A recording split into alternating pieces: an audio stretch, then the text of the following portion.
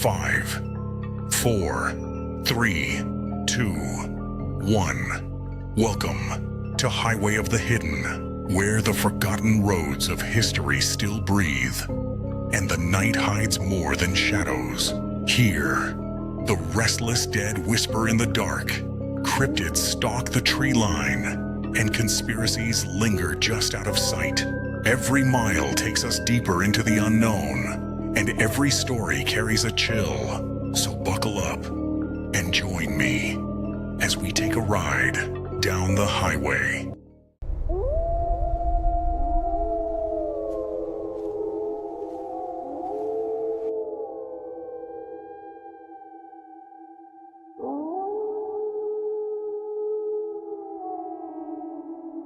You don't always notice the weight of a place when you walk into it. Sometimes it's subtle, like the air feels just a little heavier than it should. Not enough to alarm you, just enough to make you shift your shoulders without realizing why. Sometimes it's a silence, not quiet, but kind of a stillness that feels like it's waiting on you. Watching how you move, seeing where you look, and every now and then, it's something even simpler than that. It could be a hallway, a mirror, a doorway that feels like it shouldn't be open, even though nobody told you it shouldn't. That's usually how it starts. Not with a ghost, not with something dramatic, not with something you can point at and say, there it is. It starts with discomfort, the kind you try to ignore, the kind you laugh off.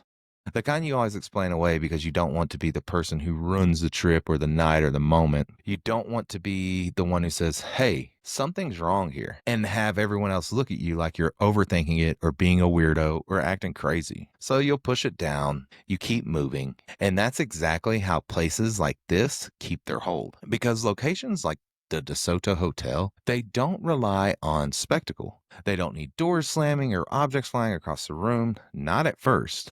They rely on time. They rely on history stacking layer on top of layer until whatever happened there isn't just something that occurred in the past. It becomes part of the structure itself, part of the walls, the floors, the layout, the feeling, the building, the history, the everything. In El Paso, that city already sits on a fault line of history, not a physical one, but a human one. Border tension, movements, violence, survival, reinvention of the town. You've got 1 foot in Texas, 1 foot in Mexico, and generations of people passing through, building, leaving, disappearing, starting over. That kind of place doesn't just forget what happens in it. Oh no, it holds on to it. And when you drop a hotel into that environment, especially one that's been around long enough to see multiple eras of that tension, you don't just get a building where people stayed. You get a place where people arrived, where people hid, where people waited, and sometimes where people never really left. Now, here's the thing about older hotels, and this is something people don't talk about enough. Hotels aren't like houses. A house is personal. It's tied to one family, one story at a time. Even if it changes owners, it still carries a kind of singular identity. But a hotel, that's rotation. Hundreds, thousands, sometimes tens of thousands of lives passing through the same rooms, same beds, same mirrors, same hallways. People at their highest moments, weddings, honeymoons, fresh starts, and people at their lowest, running from something, hiding from something, losing something. All of that energy doesn't just cancel out, it stacks. And over time, it starts to settle. So when we talk about the DeSoto Hotel tonight, we're not just talking about one story or one ghost or one strange night someone had in a room. We're talking about a structure that has been absorbing human presence for decades. A place that has seen El Paso change around it while it stayed exactly where it was, watching everything move past. And the deeper you dig into it, the more you realize something important. The activity that people report here, it doesn't behave like a random haunting. It behaves like something that understands the space, more like an intelligent haunting that would know the layout, know where people are, even when they shouldn't, and more importantly, knows how to make itself felt without ever fully showing itself. So tonight, we're not jumping straight into the shadows of a hallway or in the bedrooms. No, we're slowing this down. We're going to build this the way it actually happened. Because before anything starts moving, before anyone sees anything, before the stories start stacking up, there's always a beginning. And with places like this, the beginnings matter more than anything else. So ladies and gentlemen, welcome to Highway of the Hidden. I'm your host, Polar Bear. Before the stories, before the sightings, before anyone ever used the word haunted. To describe it, the DeSoto Hotel was just another answer to a growing problem. El Paso was expanding, not slowly, not comfortably, but very fast. This was a city in motion, rail lines cutting through it, trade routes tightening around it, people coming in from every direction looking for opportunity, work, or just a place to land for a while before moving on again. And when that kind of growth hits a place like El Paso, people need somewhere to stay. Not permanently, not long term. Long enough to rest, long enough to figure out their next move, long enough to disappear if they needed to. Hotels filled that gap. They weren't luxury for most people passing through, they were function. A bed, a door that locked, a temporary sense of control in a city that didn't belong to you.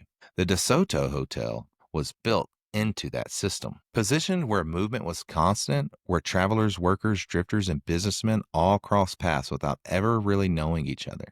And in the beginning, it did exactly what it was supposed to do. People checked in, people checked out, rooms turned over, names written down, then forgotten. Faces came and went.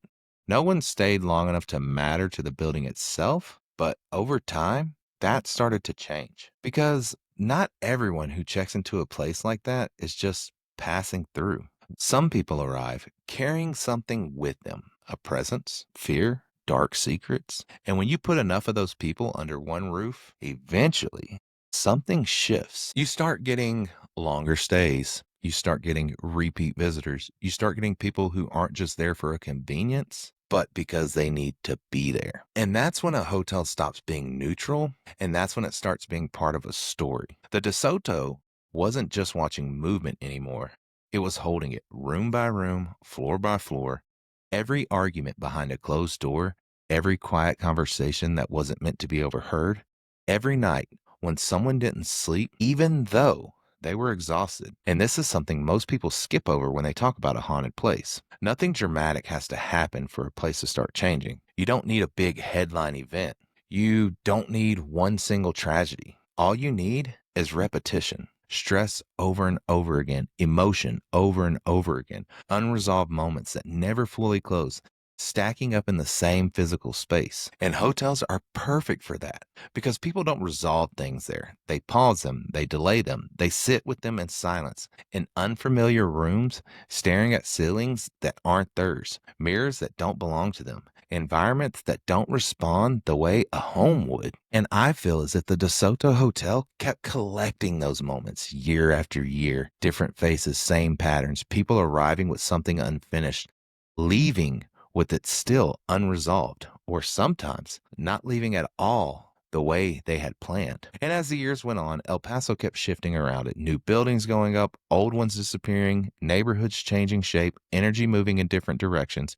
But the DeSoto, it stayed where it was, still operating, still turning rooms out, still holding on to everything that had passed through it. And by the time people started noticing that something felt, I guess you would say, off inside that building, it wasn't new, it wasn't sudden, it was something that just showed up one night. It was already there, layered in, settled, quiet, waiting for someone to finally pay attention to it.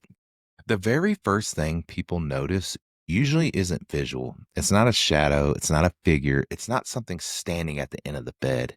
It's awareness. That quiet, creeping feeling that you're not alone in a space that should only belong to you. And in a place like the DeSoto Hotel, that awareness doesn't hit all at once. It builds. It's slow. It's subtle. Easy to ignore if you're not paying attention. A guest checks in, drops their bag on the floor, maybe flips on the TV, just to fill the silence. Standard routine, nothing out of the ordinary. The room looks like any other older hotel room, slightly dated, worn in a way places get after years of use, but still functional. Safe enough, but within minutes, something starts to feel off. Not wrong, just slightly off. The kind of feeling where you would find yourself glancing back at the door you just closed, even though you know you locked it, where your body reacts before your mind does. Like something just barely brushed the edge of your awareness and then disappeared before you could catch it. So you shake it off. Maybe it's the travel, maybe it's the long drive, maybe it's just being in a new place. That's usually how it gets explained the first time. But then night settles in, and that's when the building changes. Older hotels don't go quiet in the same way modern ones do. There's always some kind of noise, pipes adjusting, floorboards settling, distant movement from other rooms. It's a living structure in its own way. But at the DeSoto, people started noticing something different about the nighttime noise. It wasn't random, it had rhythm. Footsteps, not loud, but not aggressive, but very consistent, measured, moving through hallways at hours where no one should be walking. Back and forth, pause. Then movement again, pause. And here's where it gets uncomfortable because footsteps in a hotel, they aren't unusual. You expect people to come and go. I'm staying in a hotel right now because of work. And these didn't behave like people moving with purpose. There was no destination, no door opening, no voices, just motion, like someone walking because they couldn't stop. Guests would lay there, just staring up at the ceiling, I guess, trying to track it, find where the noise is coming from, waiting for it to fade, waiting for it to turn into something unexplainable. But it didn't. It stayed just present enough to keep them awake, just real enough to make ignoring it harder with every passing minute. And eventually, a brave someone would get up to investigate. And that's usually the turning point because curiosity always beats fear at first. You tell yourself you're being ridiculous. You tell yourself it's probably just someone upstairs, maybe a late check in, maybe someone pacing on a phone call. So you open the door, the hallway's empty, not in a quiet, comforting way, quiet in a flat way. Like the sound that was just there never existed at all. No footsteps, no movements, nothing. And the second you step back inside, close the door, and sit back down, it starts again. Same pace, same direction, same pattern. Now, most people, that's where it usually ends. They don't go any further than that. They don't chase it. They don't investigate. They just endure it until morning and then move on with their life. But the DeSoto, it didn't stop at footsteps. That was just the first layer. Because once people stayed long enough or just paid close enough attention, the space itself started to feel different. Rooms felt normal during the day and would shift at night. Not physically, not in a way you can measure, but in a way your body picked up on immediately. Corners that felt heavier than the rest of the room. Certain spots where the air would feel thicker, like walking through a temperature change that didn't make sense. Mirrors that pulled your attention even when you weren't trying to look at them.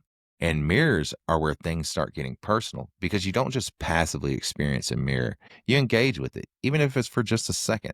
And multiple guests, completely separate stays, completely different times, started describing the same thing without knowing each other, standing in front of the bathroom mirror and feeling like they weren't looking at themselves alone. Not seeing anything extra, not seeing a figure behind them, just feeling like the reflection wasn't entirely theirs. Like there was a delay, not in the movement, but in presence. Like something was occupying that space with them, just out of reach of actual visibility. And that's the kind of experience that sticks with people because you can't prove it, you can't show it, but your body knows something wasn't right about it. So again, what do? They rationalize it. Lighting, fatigue, eyes playing tricks, anything to bring it back into something controllable. But the longer people stayed, the harder it became to keep it in that explainable box because eventually the building stopped staying passive. Doors, that's usually the next thing, not slamming, not violent, just a movement that shouldn't be happening. A door that was once shut is now just slightly open. A latch that was locked is now loose. That kind of change you only notice because you remember exactly how you left it. And at first, people question themselves. Did I close it all the way? Did I forget to lock it? Normal thoughts, logical thoughts. But when it happens more than once and in the same way, that logic starts to crack because repetition removes doubt. And that's the pattern inside the DeSoto. Nothing extreme, nothing immediate, just small, controlled, repeatable disruptions. Even if it was just enough to get your attention, enough to make you question your environment, but never enough to fully reveal what's behind it. And by the time guests start putting all those pieces together, the footsteps, the mirrors, the doors, they're already too deep into the experience to ignore it. Because now it's not one thing anymore. It's a system, something that exists throughout the building, not tied to a single room, not tied to a single story, but spread out, consistent, aware, and just beginning to make itself known. There's a point I guess you would say, in hotels like DeSoto, where the experience shifts from observation to participation. Up until now, everything can still sit in that gray area, the footsteps, the doors, the mirrors. Those are things you can argue about with yourself.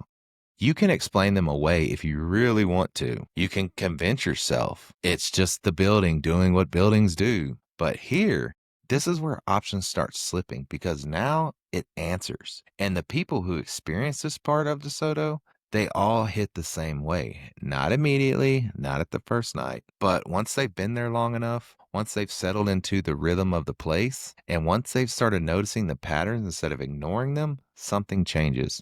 It's usually late, not at a specific time, but that deep part of the night where everything slows down, traffic fades out, voices disappear, and even the normal hotel noises drops off into something softer. That's when the space feels most active. It doesn't start with movement, it starts with presence, a shift in the room that isn't tied to sound or sight. You're sitting there, maybe on the edge of the bed, maybe scrolling your phone, maybe just trying to wind down from a rough day, and something in your body tightens, not fear, not panic, just awareness snapping into place. And so your eyes can confirm it. You look up, nothing there. Of course there isn't.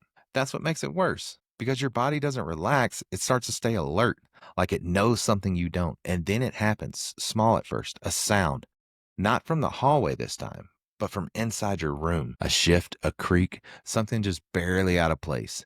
And your attention locks onto it immediately because now it's not distant anymore. Now it's with you.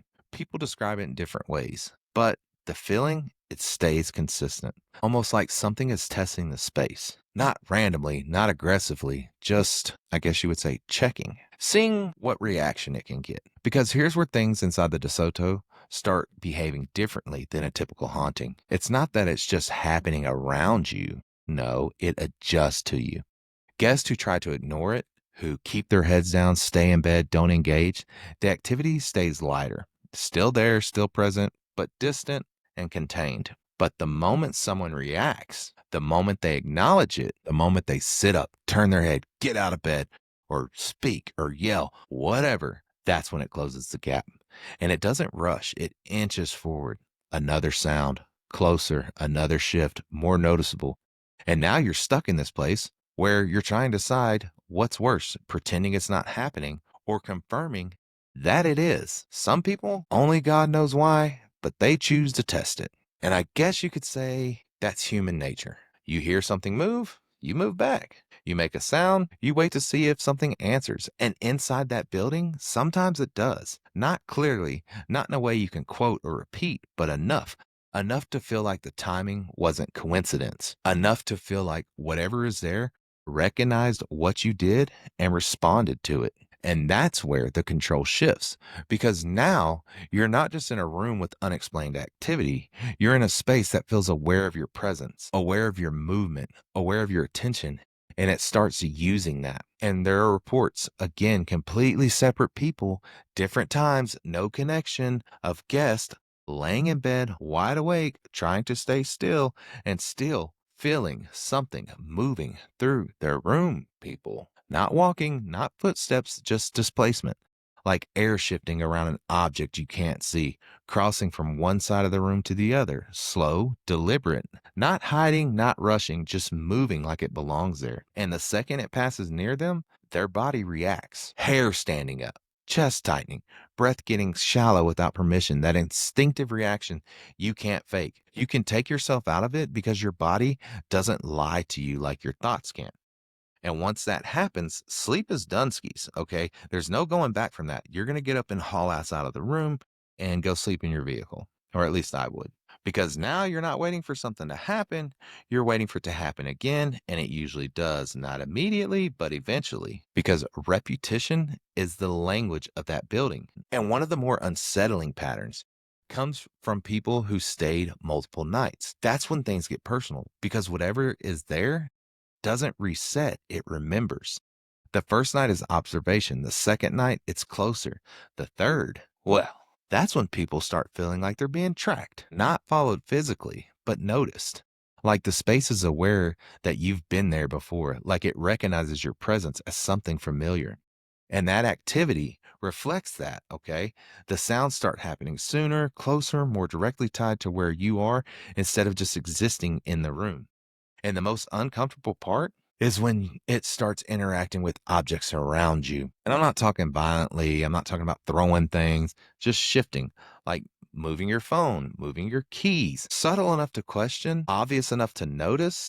Something you place on the nightstand, but it's not exactly where you left it, okay? A bathroom door that moves while you're watching it, not swinging, not dramatic, just enough motion to confirm that it didn't move on its own. And in that moment, you're out of explanations because now you're not dealing with sound. Now you're dealing with atmosphere. You're dealing with change, something in your environment responding without you touching it. And once that line gets crossed, everything else hits harder. The footsteps mean more. The mirrors feel different. The air in the room feels heavier because now there's no distance left between you and whatever is inside the room with you. And here's the part that really settles in with the people after they leave. It never fully shows itself. No clear figure, no definite shape, no moment where you can say, holy shit, that was a ghost. Just a presence, movement, response, awareness, which in a way, to me, I feel like would be worse because it leaves you trying to process what is actually going on instead of seeing a figure and saying, man, that was a ghost. Like I've had a personal hotel paranormal encounter that I shared on the Wandering Road. And I'm not sure if I shared it here or not. Maybe I did, maybe I didn't. If I didn't, comment below and I'll share that encounter. But, the entire time it feels like it's sitting there watching you, learning you, and choosing exactly how much of itself to reveal. By the time people reach this point inside the DeSoto Hotel, they're not asking if something is there anymore. They're asking something else, something quieter, something they don't always say out loud, per se, but I'm guessing it would be more like, why does it feel like something knows I'm here? Because that's the part that lingers the longest, not the footsteps, not the door, hell, not even the movement inside the room. It's the awareness, that feeling that whatever exists in that space isn't just part of the building, it's part of you being here. And once that idea settles in, it changes how people experience the rest of their stay because now everything gets filtered through that lens. Every sound feels intentional, every shift feels directed, every quiet moment feels watched, not aggressively.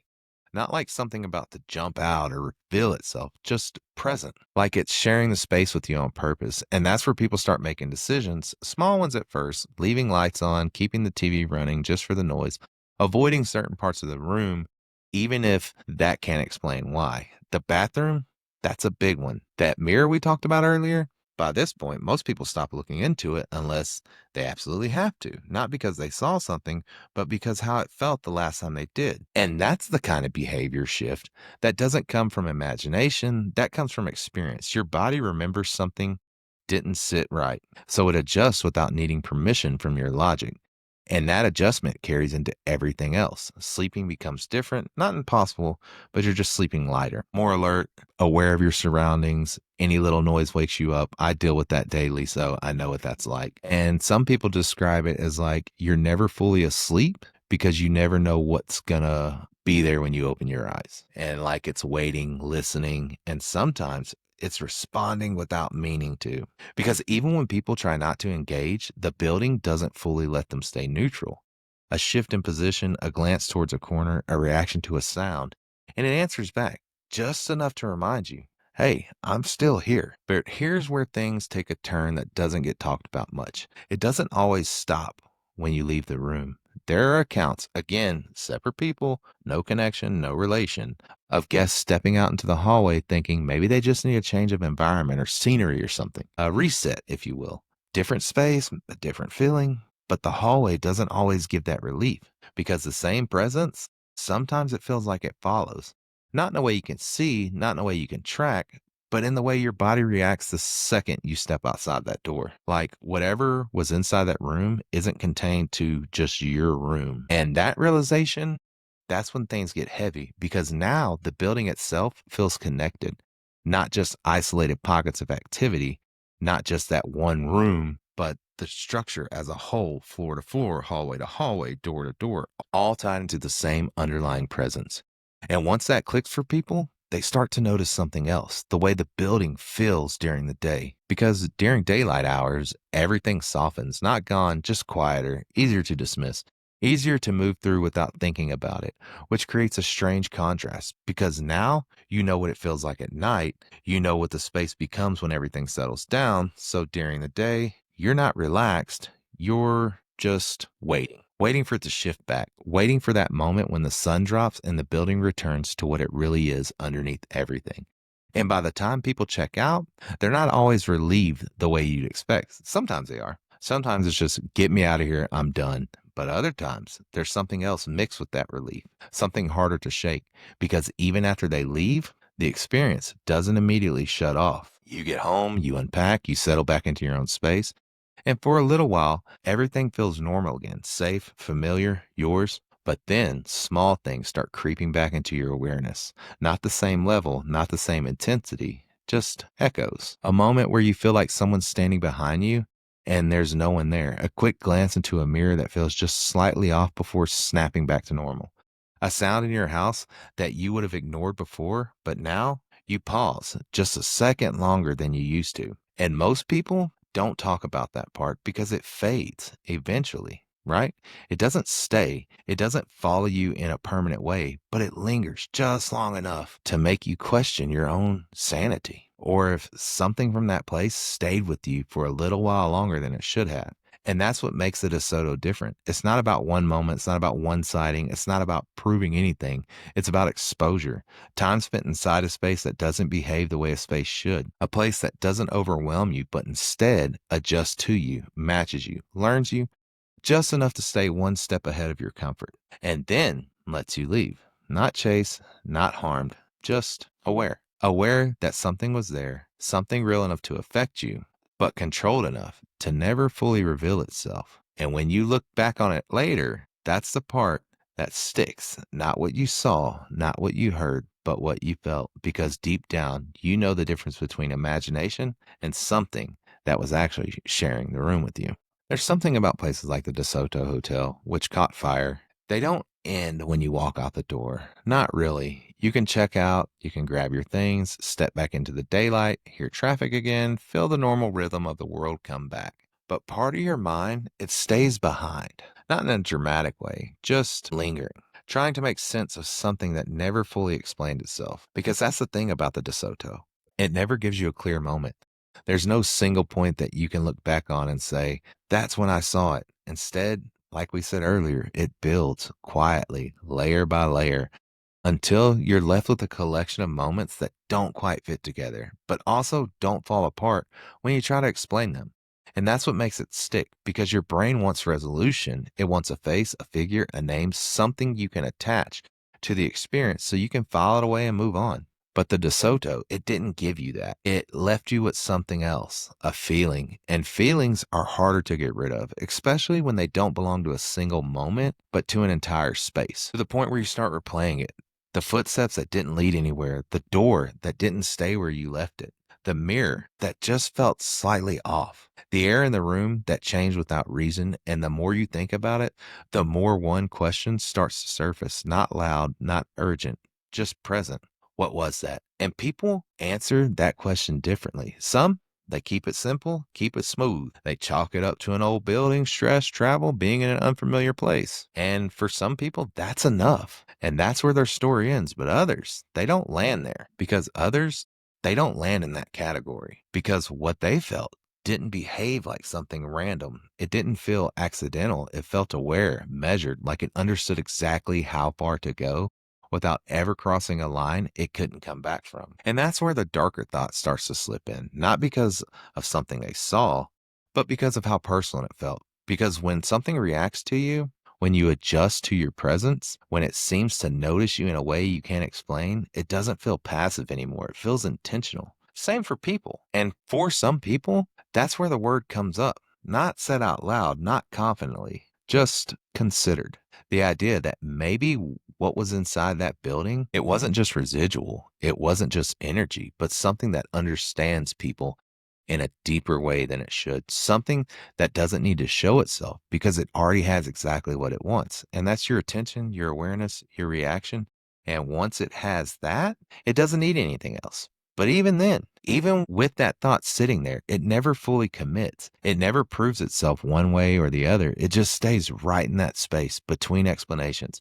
And maybe that's the point, because a place like the DeSoto doesn't need you to believe in anything specific. It doesn't need you to call it haunted. It doesn't need you to call it something darker. All it does is let you experience it and then let you leave with just enough left over to keep thinking about it long after you're gone. So, if you ever find yourself in El Paso, standing outside that building that is burnt, looking up at it for just a second longer than you meant to, you'll probably feel it again. That quiet pull, that slight hesitation, the moment where your body reacts before your mind does. And all you know, without needing proof, that whatever is inside that place is still there, still settled, still waiting. Not for something big, not for something dramatic, just for the next person who walks in thinking, this is just another hotel. Thank you, everyone, for traveling down the road with me tonight. If you've had an experience at the DeSoto Hotel, or any kind of experience like that for a matter of fact, and you want to be on the show, shoot me an email. My email address is polarbear, HOTH, @gmail.com. Or you can reach out to me on TikTok and Instagram, polarbear, HOTH, or Facebook Highway of the Hidden. And until next time, folks, keep your eyes on the road, because you never know what's lingering just beyond your headlights. And as the road disappears into the mist, the hidden waits for those brave enough to follow. Until next time, keep your eyes on the shadows and remember, every highway has its secrets. This has been Highway of the Hidden.